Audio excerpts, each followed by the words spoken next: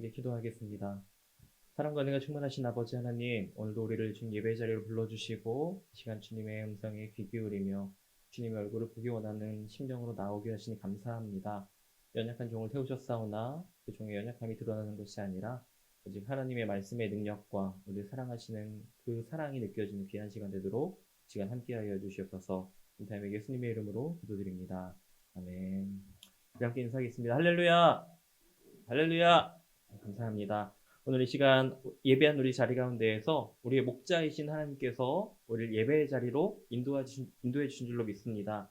가장 좋은 것으로 우리의 인생을 채워주시는 주님께서 오늘 우리에게 성령을 부어주실 것이고 또 말씀을 깨닫는 지혜와 그 깨달은 말씀에 순종하는 믿음 주실 것으로 믿습니다. 특별히 헌신하는 우리 사회전도회 가운데에 늘 하나님께서 동행하시기를 축복하고요. 또 함께 예배한 우리 가운데에는 우리도 동일하게 하나님과 동행하며 승리하는 삶 살아가시기를 주님의 이름으로 축복합니다.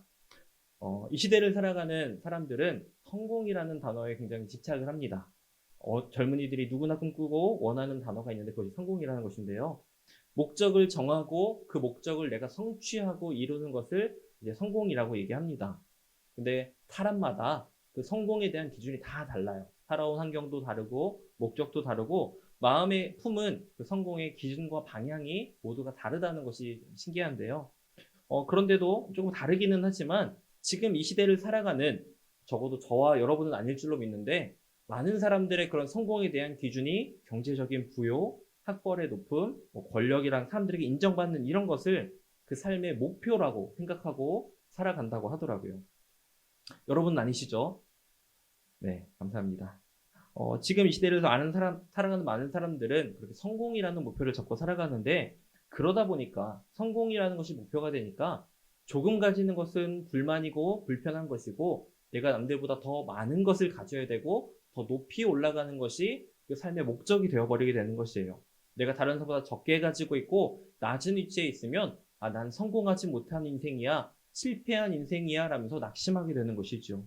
그리고 내게 없는 것을 가진 사람을 보면 단순히 부러워하는 것을 넘어서 시기하고 질투하는 마음까지도 품게 된다는 것입니다.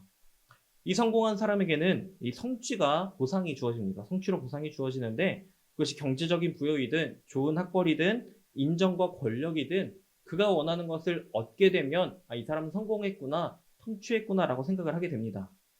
그런데 성공과 비슷한 단어처럼 비슷하게 느껴지지만 그 결이 전혀 다른 단어가 있는데 그것은 승리라는 단어입니다. 상대하는 대상이 있고 그 대상과 겨루어서 이긴다는 것이지요. 여러분이 앉아 계신 이 자리에서 옆에 있는 사람들이 우리가 겨루어서 이겨야 될 상대인가요? 아니겠죠. 그렇다면 우리는 옆에 앉은 사람보다 내가 더 많이 갖기 위해 옆에 있는 사람을 밀쳐내고 내가 이기기 위해 힘써 나갈 것입니다. 그러나 우리는 그런 대상이 아니고 그런 목적으로 모인 공동체가 아니죠. 승리하는 사람에게는 그렇게 다른 사람보다 더 많은 것을 가지는 그런 것이 아니라 공통적으로 면류관, 상급이 주어지게 됩니다. 교회에서 우리가 서로를 축복할 때 한 주간 삶을 잘 살아내기를 바라면서 한 주간 어떻게 축복할까요? 성공하세요라는 말로 축복하기보다 승리하세요라는 말로 축복하게 됩니다. 그것은 우리가 성공을 지향하고 성공을 목적으로 살아가는 것이 아니라 한 주 동안 우리가 여러 가지 영적인 싸움들이 있을 것인데 그 가운데 지지 말고 말씀 붙잡고 승리하고 다음 주에 다시 만나자라는 그 마음이, 그 바람이 담겨 있는 것이지요. 그러나 세상 기조로 살아가는 사람들을 보면 보잘것 없어 보이는 그 면류관보다 승리의 결과보다 실질적인 보상을 원합니다. 성공의 보상이 실질적이고 현실적인 것이라면 승리의 보상은 당장 내 손에는 아무것도 쥐어지는 게 없는 것처럼 보일 수 있습니다. 또 승리했다고 여겨지지만 당장의 내 삶은 아무것도 달라지지 않는 것처럼 보일 수가 있어요. 세상을 살아가는데 승리하는 사람보다 성공한 사람이길 원하며 살아가는 것이 이 시대의 분위기입니다. 성공을 지향하면서 살아가요. 그런데 아이러니하게도 성공한 사람들 보면서 저 사람 성공했네, 돈이 많고 좋은 학벌이 있고 참 높은 권력을 가지고 있고 모두가 인정하는 좋은 사람이네 라고 할 수는 있겠지만 그렇게 성공한 사람에 대해서 모두가 존경하지는 않는 모습을 보게 됩니다. 존경은 또 다른 의미라는 것이죠. 하지만 승리한 사람에게는 모두가 진심 어린 축하와 존경을 보내줍니다. 이것은 저도 여러분도 또 사회의 모든 사람들도 사실 우리가 무엇을 추구하며 살아가야 되는지 알고 있다는 것을 뜻합니다. 성공을 위해 살아가고는 있지만 사실 성공은 목적이 되어서는 안 되고 우리는 승리하는 삶을 살아가야 된다라는 것이지요. 지난 봄 울진 강북 강원도 지역에 이제 산불이 크게 났었죠. 울진 지역에 큰 산불이 났었는데 며칠이 지나도록 불길이 잡히지 않았고 많은 삶의 터전과 자연이 파괴되는 안타까운 일이 있었습니다. 그중에 그 금강송 군락지까지 불이 번졌던 기사가 기억이 나는데요. 금강송은 일반 소나무랑 다르게 그 안에 송진이 더 많이 압축되어 있고 많이 모여 있어서 일반 나무는 불을 끌 수 있는데 그 금강송은 그 안에 있는 송진이 다 탈 때까지 나무가 타버린다고 하더라고요. 불이 꺼지지 않고요. 그래서 그렇게 송진이 축적되어서 있는 나무가 무엇이 다르냐면 송진이 축적돼서 쌓여 있는 만큼 단단하고 손상이 되지 않기 때문에 옛날 조선시대 왕궁을 재건하고 숭례문이 불탔을 때도 그 숭례문을 재건할 때 그 금강송을 가져다 썼을 정도로 건축하는데 건축자재로서 굉장히 좋은 용도를 가지고 있습니다. 근데 금강송이 그냥 1, 2년 자란 것으로는 안 되고 적어도 그게 목재로 쓰임받기 위해 건축하는 데에 또 외관상 좋은 모습으로 자라기 위해서는 수십 년, 더서 수백 년까지 시간이 필요합니다. 그 군락지 앞에 가보면 500년이 넘은 금강송이 서 있다고 하더라고요. 그렇게 금강송을 바라보면 참 대단해 보이고 경외감이 들기까지 하는데 이렇게 사람들에게 인정받고 쓰임받기까지 금강송은 자신이 더 커지는 것을, 더 굵어지는 것을 목적으로 살아가지 않았습니다. 단지 모진 풍파와 가뭄과 그런 우리가 이번에 겪었던 큰 화재 같은 것들이 다가왔을 때에 그것에 지지 않고 견뎌내고 승리한 나무들만이, 그렇게 오랜 시간을 버텨낸 나무들만이 그 목적에 맞게 귀하게 쓰임받을 수 있는 것이지요.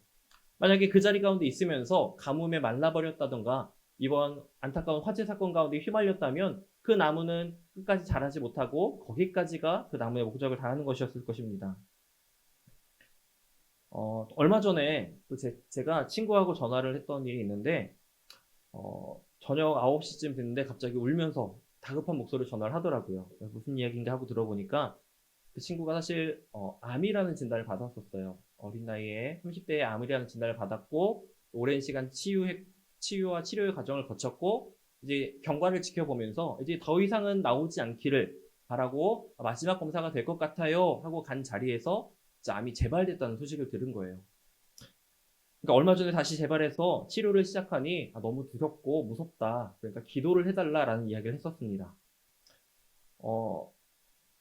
이길지 질지 알 수 없는 생사를 건 처절한 투쟁 끝에 그것을 다시 시작해야 되는 것이 너무 무섭고 속상하기 때문에 믿음이 있는 친구였음에도 불구하고 교회에도 말하고 부모님께도 말하고 친구들에게 한 명 한 명 전화를 하면서 제발 날 위해 기도해줘. 나 너무 무서워라고 했던 날이었습니다. 30분 내내 통화를 하면서 자긴 너무 무섭다고 하나님 살려주셨으면 좋겠다고 그렇게 계속 펑펑 울면서 기도하는데 제가 해줄 수 있는 위로는 다른 건 없고 정말 하나님 살려주세요. 하나님 도와주세요라는 기도밖에 나오지가 않더라고요. 근데 제 친구뿐만 아니라 우리 교회에도 참 수많은 분들이 암이라는 질병을 겪으셨고 또 겪고 있고 그것이 본인이 아니라 가족 가운데 있는 모습을 보게 됩니다. 암과 싸워서 모두가 깨끗하게 회복되기를 바라고 또 치료를 이어나가고 있죠. 그리고 그 모든 질병의 고통이 우리에게서 떠나가고 우리 육신이 회복되고 지친 몸과 마음이 회복되고 우리의 그런 힘들었던 가정의 그런 모든 역사들이 다시 온전히 만져지고 단단해지기를 바라는 마음으로 기도하며 살아가고 있습니다. 조심스러운 이야기지만 우리가 하나님이 고쳐주실 것을 또 회복시켜주실 것을 믿음으로 고백하며 기도하고 있지만 그렇지 않을 수 있다는 것을 우리는 기억하고 나가야 됩니다. 사망의 음침한 골짜기를 통과하면 좋겠는데 통과하길 원하지만 그러지 못할 수도 있다는 것이지요.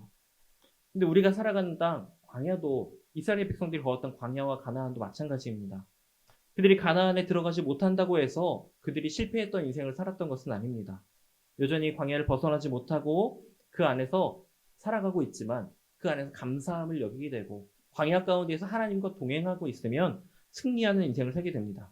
근데 반대로 목적지라고 생각했던 그 가나안에 들어갔으나 그 안에서 그리스도인의 하나님의 백성의 삶을 놓치게 된다면 하나님을 사랑하지 않고 다른 것을 품고 살아가게 된다면 그 인생은 실패한 인생이 되고 결국 죽음 가운데로 이르게 되는 것이지요. 가나안 안에 들어갔지만 원망과 불평과 불신과 불순종으로 살면 실패한 인생이 되는 것입니다. 하나님이 택하시고 함께 하시고 기적과 능력을 보이셨던 그래서 이스라엘 백성들을 애굽에서 인도하시는데 사용하셨던 모세라는 지도자를 여러분 잘 아실 것입니다.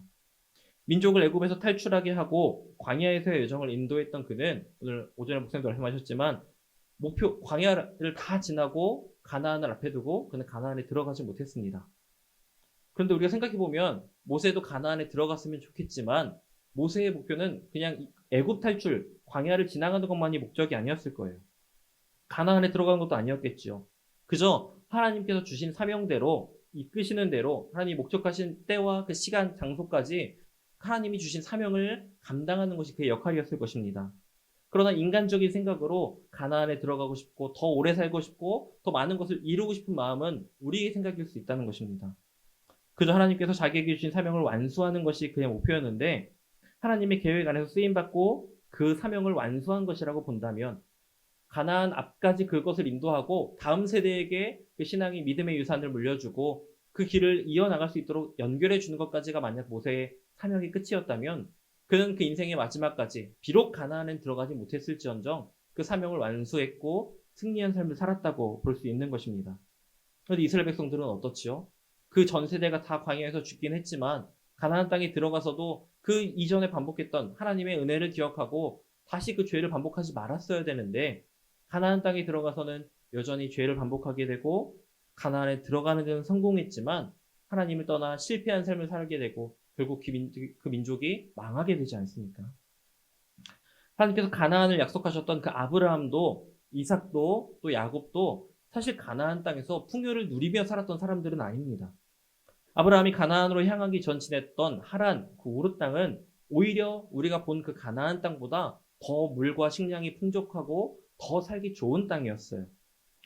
유프라테스 강과 티그리스 강을 끼고 있기 때문에 기근이 없고 물이 항상 풍족하고 언제나 먹을 것을 얻을 수 있는 지역이었습니다. 그런데 하나님이 가라고 하셨고 그 말씀에 순종해서 갔더니 가나안 땅에 도착하자마자 재앙과 같은 기근을 마주하게 되는 거예요. 눈을 들어서 보이는 땅을 너희 자손에게 주리라 하셨는데 눈을 들어서 본 땅은 좋지 않은 땅이었어요. 보이는 땅은 유대 광야, 사해, 중앙 산악지대들이 보입니다. 광야가 그대로 펼쳐진 거예요.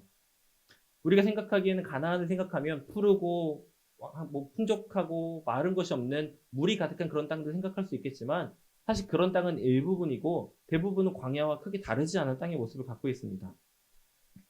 푸른 초장과 쉴 만한 물가와는 거리가 멀었어요.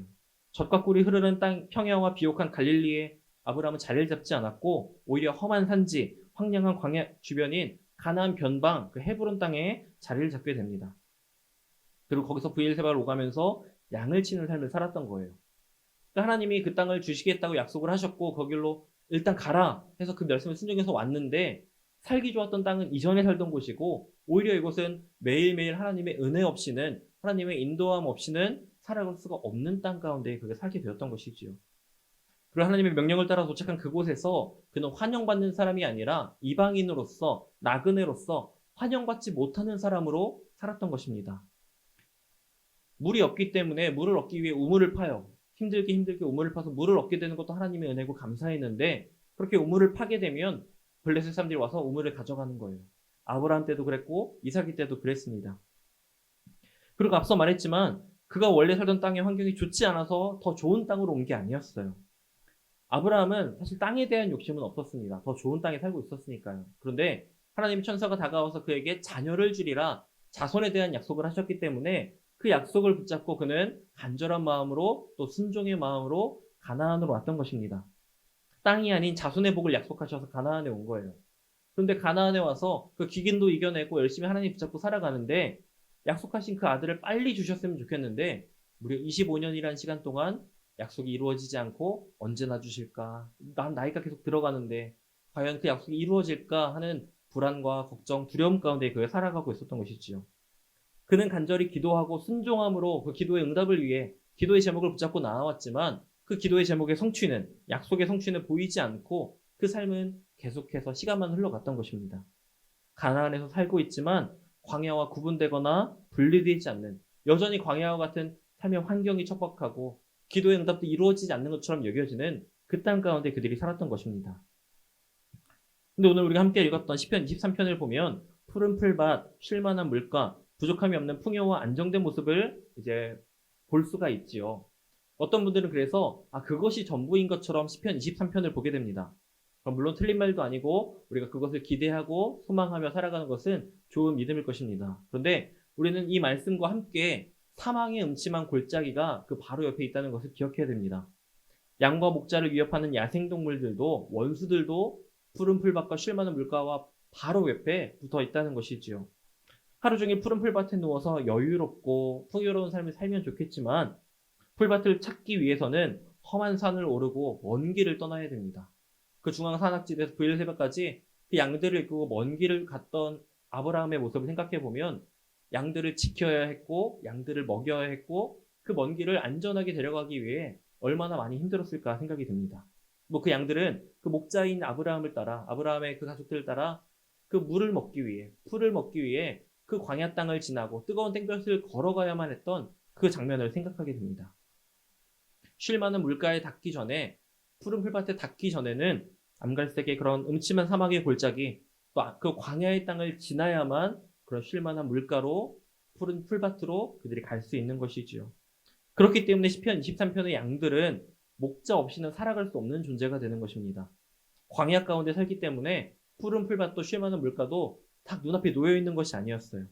험한 산을 넘고 골짜기를 지나 위험을 무릅쓰고 살기 위한 방법을 찾아 그렇게 나아가야 했던 것입니다. 근데 그렇게 길을 떠나도 언제 어디서 원하는 것을 얻을 수 있을지 또 어디서 어떤 위협이 찾아올지 모르기 때문에 양 한 마리 혼자서 그 광야 가운데 나가서는 아무것도 이룰 수 없고 그렇게 혼자 다니다가는 늑대의 밥이 될 것이 뻔한 그런 결과를 알 수 있습니다. 그러나 목자가 함께 있다면 어떻게 될까요? 광야 가운데 홀로 남겨진 양은 모든 것이 문제고 모든 것이 두렵고 아무것도 가지지 못한 존재이지만 목자가 함께 있으면 모든 것이 해결됩니다. 그래서 시편 23편 1절에 고백을 할 수 있는 거예요. 여호와는 나의 목자시니 내게 부족함이 없으리로다. 그 목자가 함께하면 목자가 푸른 풀밭과 물가로 우리를 인도하게 됩니다. 그리고 그 목자가 우리를 쉴 만한 곳으로 인도하고요. 길을 잃고 헤매고 있는 양을 보면 목자는 그 잃은 양을 찾아 돌아오고 그 잃은 양을 찾아 함께 데리고 갑니다. 험한 길을 걸어갈 때면 목자가 안전한 길로 우리를 인도하고 또 혹여 넘어지거나 뒤처질까 노심초사 항상 우리 뒤를 살펴보고 돌아보며 우리가 그 길을 잘 따라오고 있는지 돌아보게 됩니다. 그리고 생명을 노리는 원수의 위협이 있다면 원수는 온갖 모든 방법을 다해서 원수의 공격으로부터 우리를 지키기 위해 보호하기 위해 노력하고요.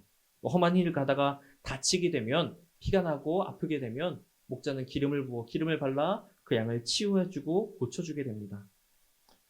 광야라는 곳은 정말 불편하고 위험한 곳입니다. 있는 것보다 없는 것이 더 많고요. 뭐가 있기는 하지만 유익한 것보다 위험한 것들이 더 많이 있는 곳입니다. 목자는 그런 위험한 곳에서 불안과 걱정, 염려와 두려움의 상황을 평안으로 안심할 수 있는 안식의 상황으로 인도해주는 존재입니다.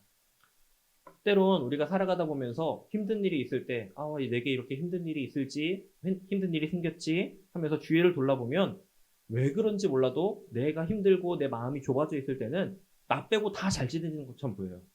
그래서 왜 내게만 이런 문제가 생기지 하는 잘못된 생각으로 빠지게 됩니다. 다 괜찮은데 나만 힘들고 나만 어려운 상황을 겪는 것처럼 여겨질 때가 있어요. 경제적인 어려움도 질병으로 인한 고통도 관계의 어려움도 왜 다른 사람은 이런 문제 없이 잘 살아가는 것 같은데 내게만 이런 문제가 생길까? 그런데 고개를 들고 조금만 시야를 넓히고 더 멀리 더 많은 사람들을 보게 되면 사실 그렇게 괜찮은 사람보다 괜찮지 않은 상황을 살아가면서 그 상황을 이겨내고 승리하기 위해 노력하는 사람들이 더 많다는 것을 사실 모두가 힘든 상황을 견뎌내고 있다는 것을 우리는 볼 수 있게 됩니다. 나만 광야를 사는 게 아니구나. 나만 힘든 줄 알았는데 나만 힘든 것이 아니었고 내게만 문제가 있는 줄 알았는데 내게만 문제 있는 것이 아니라 모두가 힘들고 어렵지만 그 문제를 하나님께 맡기고 그 문제를 이겨내기 위해 승리하기 위해 나아가고 있는 것이구나. 우리 모두가 광야를 살고 있다는 것입니다. 심지어 하나님이 우리의 목자가 되어주심에도 불구하고 우리가 그 목자의 뒤만 따라가고 있는데도 여전히 광야처럼 여겨져요. 아직 쉴만한 풀밭과 물가는 보이지 않고 여전히 그 광야 길을 걸어가는 것처럼 여겨질 때가 있습니다. 근데 광야이지만 목자이신 하나님이 늘 우리와 함께 하시고 우리보다 앞서 걸어가시는 것 기억하시기 바랍니다. 그렇기 때문에 목자가 함께하기 때문에 우리는 부족함 없이 살아갈 수 있고 힘든 것도 목자가 나를 좋은 것을 인도할 것을 알기 때문에 목자가 결국 이 광야를 지나 나를 쉴 만한 물가와 풀밭으로 인도할 것을 알기 때문에 믿기 때문에 우리는 오늘도 이 광야의 삶을 살아갈 수 있는 것입니다. 해는 뜨거워요. 발은 아프고 잠시 쉬어갈 그늘조차 보이지 않는 광야를 걷는데 나만 그렇게 걷는 것이 아니라 나와 함께하는 양 무리가 있고 그 앞에는 목자가 있다는 거예요. 목자이신 하나님이 우리만 힘들게 광야를 걸어라 하지 않으시고 그 가운데 늘 동행하시면서 우리의 걸음을 인도해 주십니다. 그리고 그 인도하심을 따라 도착한 그곳에는 이전엔 걸어오는 과정 가운데는 생각조차 할 수 없었던 쉴만한 물가와 푸른 풀밭이 펼쳐지게 되고 우리는 그것을 누리게 될 것이란 것이지요. 그래서 쉴만한 물가에서 쉴만한은 히브리어로 메누아라는 단어입니다. 쉼, 안식, 쉴만한 처소, 휴식과 평안을 의미합니다. 또 메누아라는 단어가 의미하는 쉼은 하나님께서 천지를 창조하시고 마지막 일곱째 날 안식을 취하셨을 때에 하셨던 그 안식을 의미합니다. 그 은혜를 묵상하고 즐거워하며 창조된 것을 보면서 다시 회복되는 시간을 의미하는데요. 광야를 걸어오면서 힘들고 지쳤어도 목자를 통해 얻는 쉼은 다시 우리를 소생케 하고 다시 물가를 떠나 다시 집으로 돌아가야 될 때에 쉴 만한 물가와 푸른 풀밭을 뒤로 하고 다시 걸어가야 될 그 광야 가운데에 걸어갈 힘을 얻게 하고요. 다시 이 쉴 만한 물가와 풀밭으로 다시 돌아와 나올 수 있는 그 힘과 능력을 우리에게 공급해 준다는 것입니다. 목자이신 하나님과 함께라면 아무것도 없는 광야가 모든 것이 있는 가나안이 되게 되고요. 고난의 자리가 기쁨과 감사의 자리가 될 줄로 믿습니다. 어떠한 시험과 유혹 속에서도 승리할 수 있는 비결은 우리의 목자 대신 하나님과 함께하는 것, 그것뿐인 줄로 믿습니다. 우리가 홀로 무리를 떠나서 사망의 음침한 골짜기로 걸어갈 때에 주의 지팡이와 막대기가 나를 안위하시며 나를 여호와의 집으로 인도하시는 것입니다. 이 세상을 살아가는 우리는 하나님을 떠난다면 목자이신 하나님을 떠나 세상 가운데 내 뜻대로 내 마음대로 살아가려고 한다면 계속해서 광야의 삶에서 벗어나지 못하고 온갖 위험과 시험 속에 우리가 노출되어 있을 것입니다. 그러나 아무리 힘들고 어려운 광야의 길을 걸어가고 있다 할지라도 내 앞에 계신 예수님, 우리의 목자 되신 하나님만 바라보고 그 뒤만 따라 나간다면 지금은 비록 힘들지언정, 지금은 비록 어려울지언정 우리가 결국에는 하나님을 통해 쉼을 얻는 승리하는 삶을 살아가게 될 줄로 믿습니다. 많은 사람들은 여전히 교회에 다니면서도 성공을 바라며 살아갑니다. 예수님을 믿는다고 하지만 하나님을 믿는다고 하지만 목자 되신 하나님의 뒤를 따라가지 않고 처음에는 목자 되신 하나님을 따라가다가도 근처에 예쁜 꽃이 보이면 근처에 다른 환경이 보이면 눈을 돌리고 발걸음을 돌리고 목자가 원한 것은 그것은 아닌데 계속해서 길을 잃고 헤매이게 되는 것이지요. 바라기로 이 시간 함께 예배하는 우리는 그 시선을 돌리지 않고 그 눈길을 돌리지 않고 그 걸음을 계속 목자를 향해 나아가며 하나님께서 인도하시는 은혜의 자리, 풍성한 평화와 안식의 자리를 충만하게 누리며 살아가는 귀한 성도 여러분 되시기를 주님의 이름으로 축복합니다. 하나님이 그것을 위해 예수님을 이 땅에 보내주셨고 그 하나님 성령님 우리에게 보내주셔서 우리가 길을 잃고 헤맬 때에 성령님의 인도하심 가운데에 다시금 길을 잃었을지라도 다시 예수를 바라볼 수 있고 다시 세상을 위해 살아갔다 할지라도 다시 회개하고 돌이켜 승리하는 삶으로 성공을 지향하는 삶을 버리고 다시 승리를 취하기 위해 영원한 하나님의 집에 거하는 천국의 소망을 다시 한번 품게 하기 위해서 오늘 이 시간 성령님 내게 말씀하시고 우리 삶을 인도하신다는 것입니다. 오늘 이 시간 예배를 마치고 일주일의 삶을 또 살아가게 되겠죠.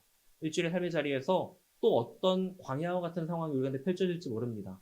경제적인, 또 관계적인, 또 건강에 대한 문제들까지도 어떤 문제가 갑자기 우리에게 닥쳐올지 몰라요. 그러나 그때 당황하지 마시고 두려워하지 마시고 목자 되신 하나님께 모든 문제를 맡기며 하나님 도와주세요. 하나님 살려주세요. 하나님 나의 인생을 인도해 주세요라면서 우리의 모든 것 하나님께 맡기며 나아갈 수 있는 내 생각, 내 방법, 내 방식이 아니라 하나님의 말씀에 모든 것을 순종하고 맡기며 나아갈 수 있는 믿음의 성도들 되시기를 주님의 이름으로 축복합니다. 이렇게 기도하겠습니다.